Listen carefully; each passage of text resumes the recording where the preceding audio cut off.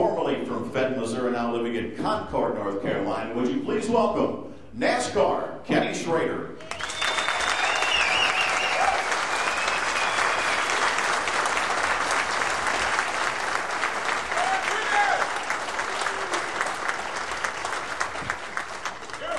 Kenny, there's a chair back here if you need it, because I know what time you got home last night.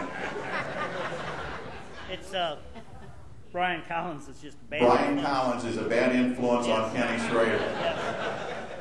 Well, there's a lot of mason jar going on up there in Ellsbury, Missouri, I can tell you that, so we understand that. Well, Kenny, first of all, thank you for being here tonight. So much to talk about. Let's start from the top. You were at the Allied Banquet, and we got a chance to talk to you for a few minutes about the Bud Shootout deal. And for those of you who don't know, they kind of expanded the format just a little bit and brought back in past champions. And Kenny Schrader, ladies and gentlemen, is going to be at Daytona. I think he's going to do some shootout stuff, right, Kenny? Yeah, I'm looking forward to it. I kind of got to ride the piggyback on them, figuring out how they're going to get Dale Jr. in the race. So once they figured out how they were going to do that, then it opened up the door for a couple others of us too. So I'm looking forward to it. The shootout, it's a fun race. It doesn't pay much, and the crash factor is huge. So it's like I got to call somebody that's got a whole lot of shit and money. So I called friends over at the Red Bull team, and I'm going to drive a Scott Speed's car. So I'm really looking forward to it. Going to get the seat fitted Monday. It's I've drove damn race cars that didn't cost this much. It's a $15,000 Hendrick seat. And I said, well, you want me to bring a seat? No, we'll just make an insert for you, because I could actually sit in Scott Speed's. I mean, he's a little guy. I could sit in his seat. 3 o'clock in the morning. Go ahead, Kenny.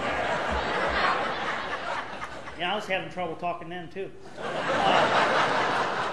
But you just sit in the car and they pour an insert to it, and we got an hour and a half practice for the race on Thursday, and then just line up. I hated to see the rule changes this week where they're not going to have an out of bounds and bumping everywhere is okay. It's like, shit, I wish they would have left that back for another week. Kenny, when does all this start for you? When are you heading south? We're going down next Sunday. I don't know.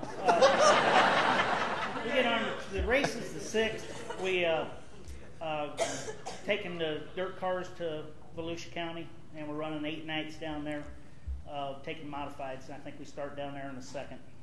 Now then, any predictions, any thoughts there? Well, first of all, I know you have to be pumped up about going back to the big track. Excuse me. I know you don't give a damn about going back to the big track. Volusia, I'm really looking forward to Volusia. I mean, it's kind of I still enjoyed the Cup racing as much as I ever did. I just had too many damn birthdays, Mark Martin's old, and I got 4 years or 5 years on him. But it's kind of, in a way, it's like, oh man, you're going to let me do it for one friggin' night, and then you got to send me down the road again. So, but it's going to be fun. But Volusia's going to be a hell of a lot of fun. Got a game plan, Kenny? I mean, just floor and go? Yeah, I have to get back with you. I've had a lot of plans down there, and none of them hardly ever worked out like I thought. It's been one of our best tracks, and I've really enjoyed it. And I love going to Daytona. I'm going down for the whole time. I'm going to stay right there at the racetrack and stuff. So we're going to do some stuff for the Speedway and a little TV stuff the second week. So we'll have some fun. That's going to be a great time down there. I hope you guys can get down and see Kenny racing the shootout. A lot of old friends you're going to meet, and some new ones. Yeah. Some of the kids I don't know. See? No, but it'll be neat. Tell you what, I'm really excited about though, is Joey Walsh, who took care of my dirt cars for a number of years, is coming back and going to start taking care of them starting next week. And we're moving them back to St. Louis. Oh, yeah. How about that? Kenny's going to be in St. Louis base. That's great. We've had, we ran our dirt cars 66 nights last year. Got rained out a bunch, as everybody did around here. But moving everything back to our little shop out by Cedar Hill and Dittmer, and just looking forward to that. Now, you've got some stuff coming up. Of course, you've got, how many nights you race a year now, Kenny, besides obviously the big race that's coming up this year at Daytona? How many nights are you going to race? Well, I got to get with Joy. Pardon me, Ann, go to the bathroom just a second, Ann, just please. She knows. It was terrible last year, and we raced like 78 last year, which was way down. The most we run was like 3 years ago. We ran 119. I'd like to get back up to around 100, but I haven't quite told it to Joey yet. I see. Now, Kenny, you got a modified, you got a late model, but you did an awful lot in open wheel. You still got an itch to get back, maybe in a midget, as we talked about. There's an awful lot of midget action coming up in Midwest here. Yeah, no. Okay. I lived through that the first time, and I just don't. We ran a Silver Crown car, and it was only like 2 years ago we ran it, and we sat on a pole at Raceway Park, and I was running fourth. It started raining, and didn't go back, but for the rain date. But I mean, the open wheel cars, I loved them. I started out in stock cars though, and that's what I really prefer. And I had a chance. Mr. Loyette called me about going to Chili Bowl last year, and it took everything I could to say no, but I knew I didn't need to be upside down there. That's a wild ride when you get upside in the Chili Bowl. You got some stuff coming up on I-55, and it's kind of neat. He kind of dovetailed in on kind of a Richard Petty driving school thing.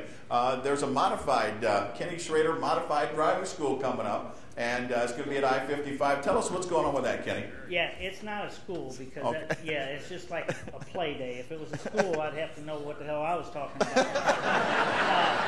So this is just we're going to have our first one. We've done it half a dozen times with different companies and stuff where they brought out people, but we're doing it the Sunday, April 18th, after our World Outlaw Show Saturday night, and it's just, I mean, how many people have never driven a race car? And come on out, and we'll strap you in and say a little prayer and turn you loose for 10 laps. That sounds like a fun deal, and it's limited to how many? I think it's 50, 30, 50, or till the cars wear out. Well, we're hoping we bring in like 5 cars, and we're hoping we can do 50 people with 5 cars. Oh, that sounds like fun. Anybody want to take a ride? Raise your hand. There you go. There's a lot of people here. Sign them up, Kenny. It's only $3,000 a lap. Thank you very much. He's got to pay for the new stock car place here in St. Louis.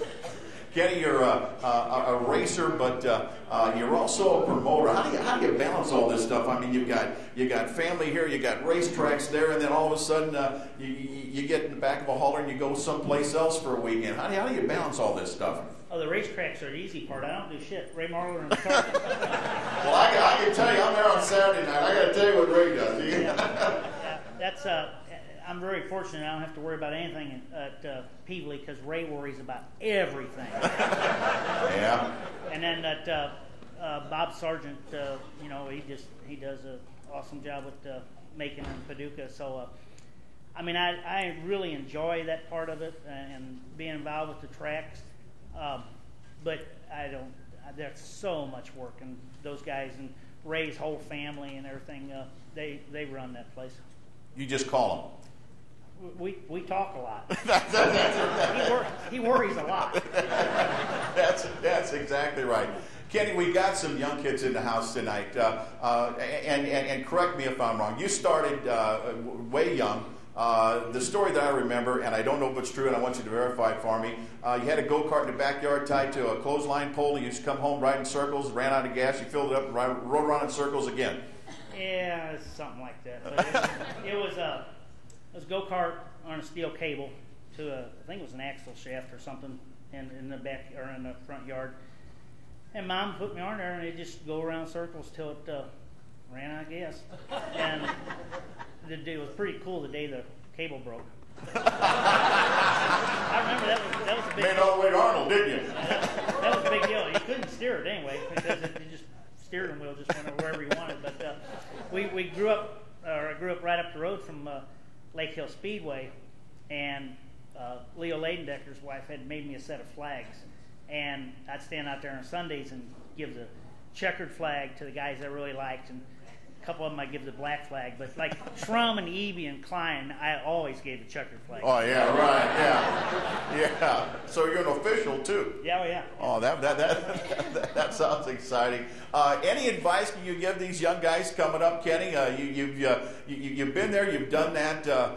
What's to watch out for? What's to strive for?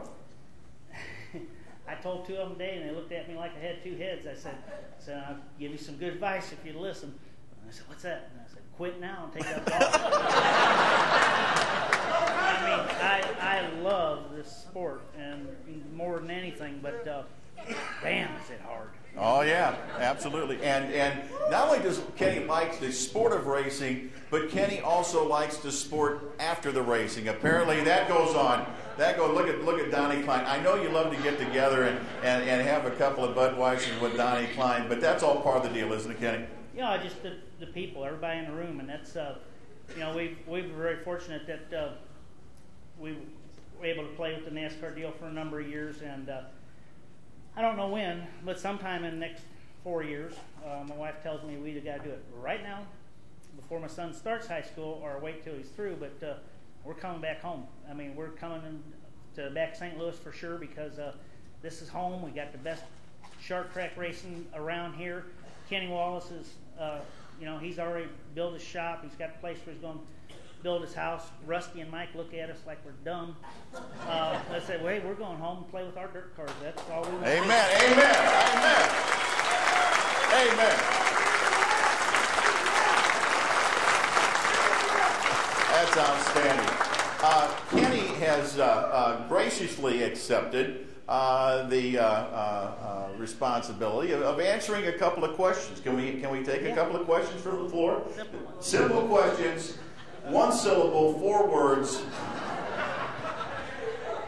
Well, Mr. Marler's got a question. Has he already taken his physical this year? Oh, have you taken your physical yet this year? Is that important?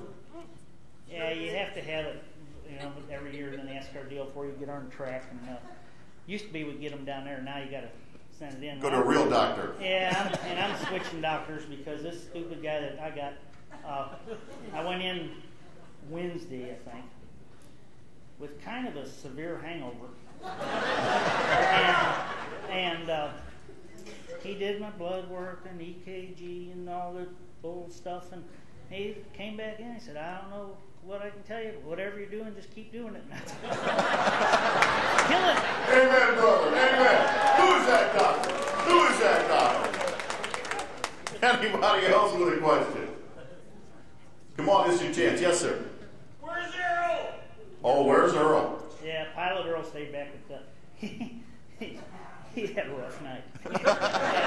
He wasn't too good today. We need to let him just be lead still. He had a rough night. Tell us about this guy. Ken, you've had a tremendous career, and Earl's been there for how long with you? I think he's probably 20 years. He was, he was around for a daughter, wasn't he? Yeah, he was around for a little girl. So he's been there 20 years, something.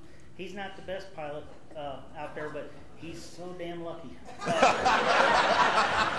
We're flying up Wednesday night, and the airport at Spirit, weather was getting down real bad, so we decided we'd go someplace else.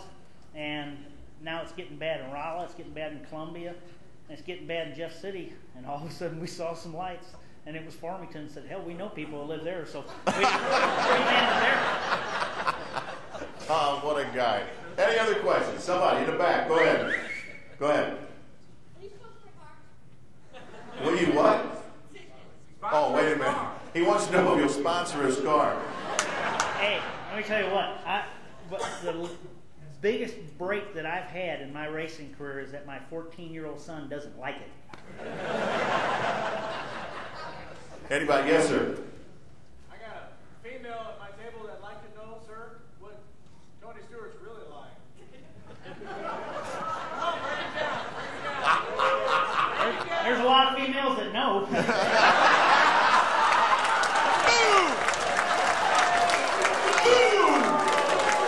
I didn't mean that. I mean, Could you give Tony her number? Yeah. way in the back there. Damn, Mama. Oh.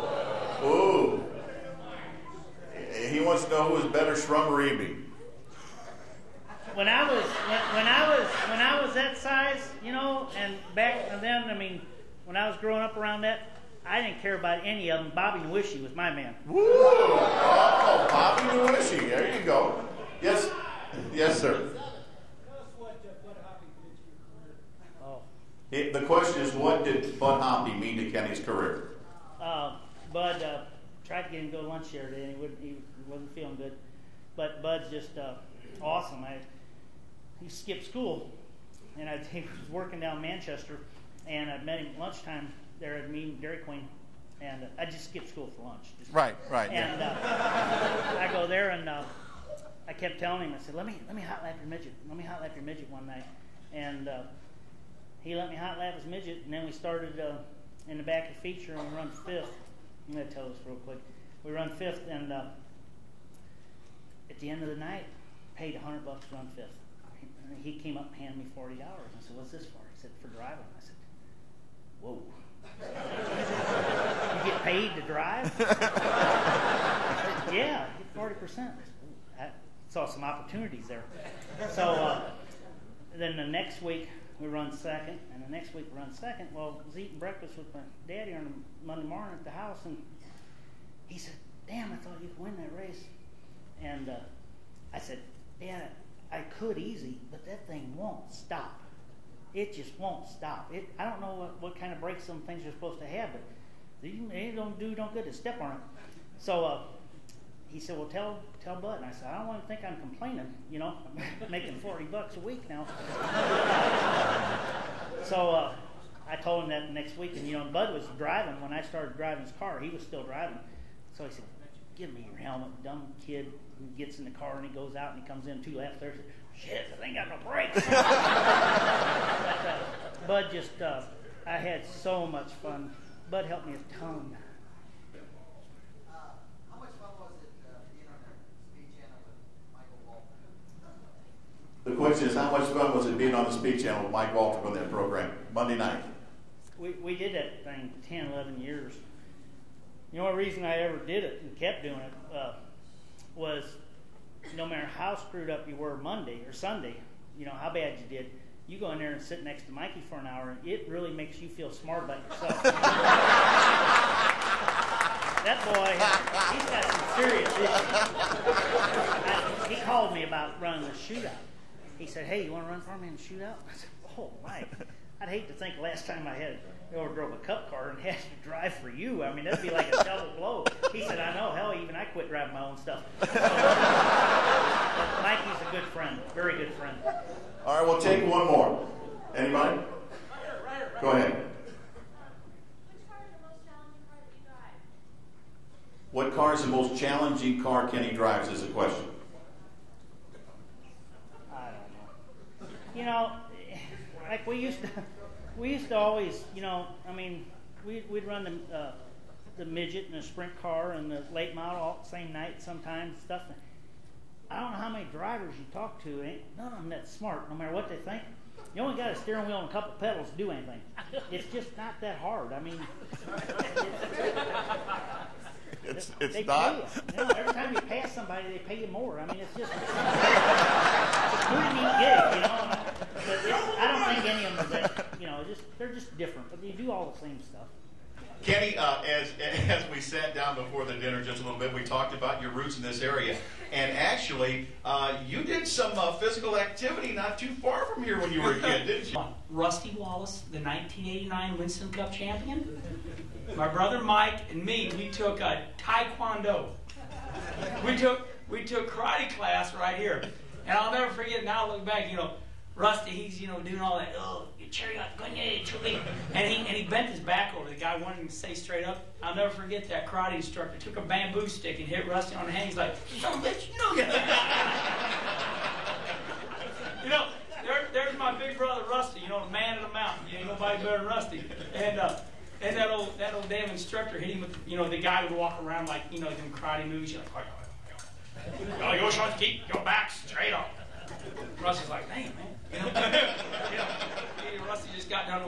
together an hour earlier down in Valley Park, trying to hilly-arc something, burning up aluminum, fix a hole in the radiator. The old man tore up, hitting one of them poles again over Tri-City. Oh, yeah. and we come down here to do karate, and I have no idea why we were doing it. But when we pulled in here, I'm like, oh my God, Andre's down there Telegraph. That's where we took karate. But that's burnt in my brain forever.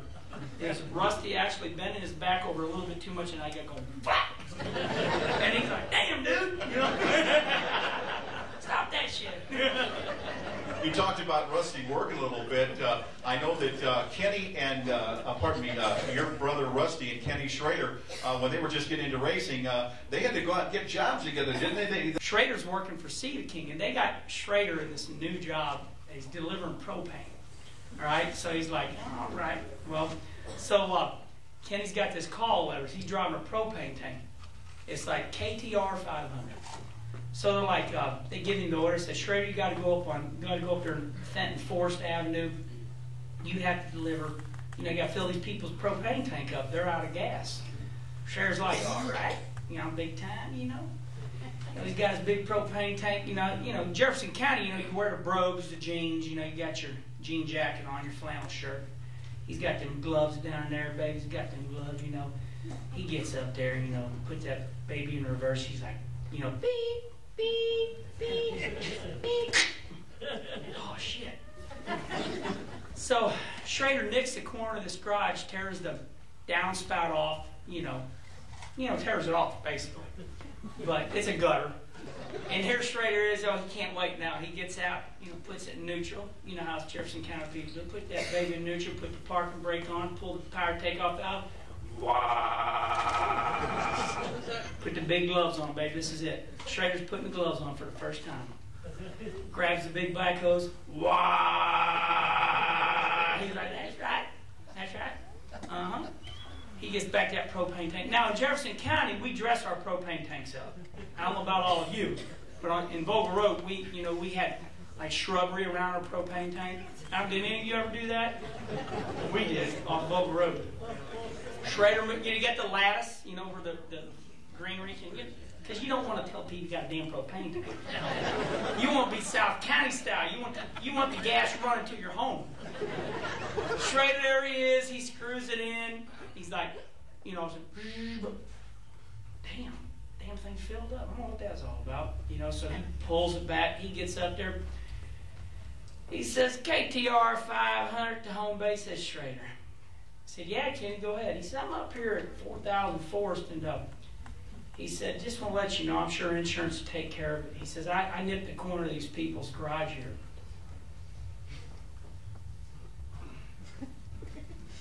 Schrader? Yeah, it's KTR 500. 4,000 Forest don't have a garage.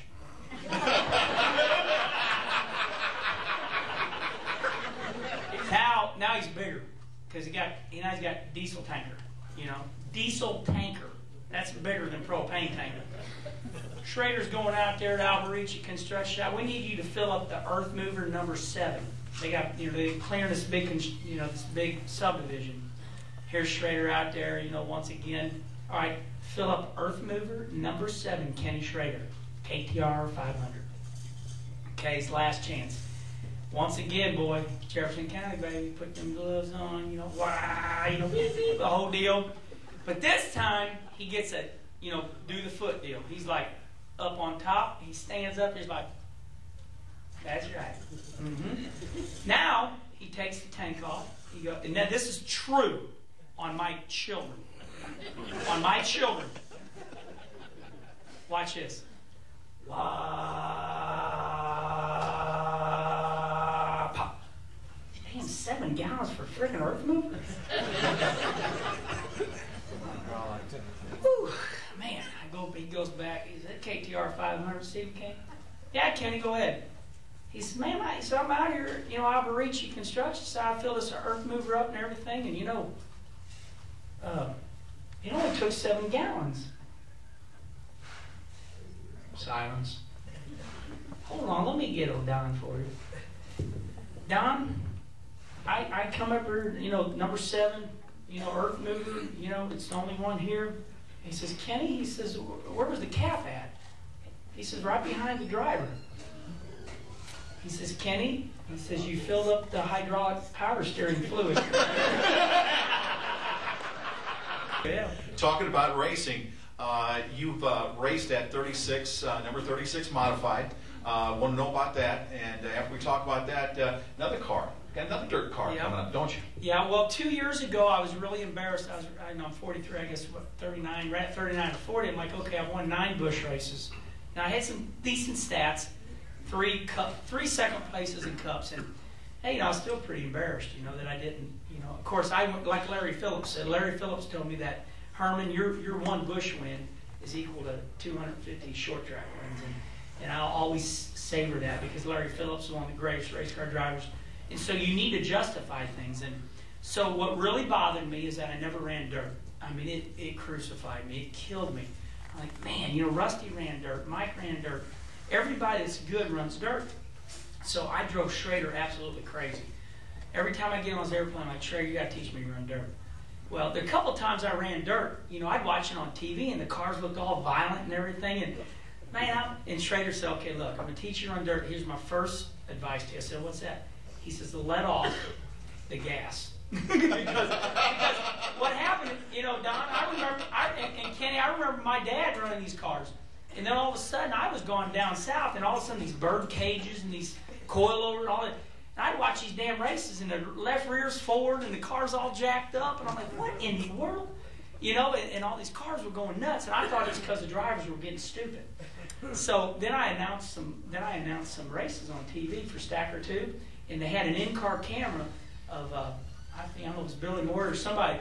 And so, when you're watching, you think the car's going, whoa, whoa, whoa, whoa. And all of a sudden, it's in-car camera, and here's what I heard. Whoa, whoa, whoa, whoa. And I went, I'll be damned.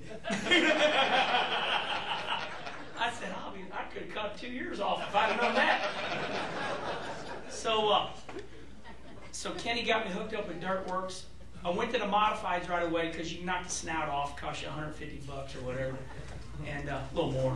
But so I'm thankful. I met up with, I grew up with Donnie Jumper, right? His dad, and I grew up with them, and they were able to help me out. Me and Donnie, we built our own model.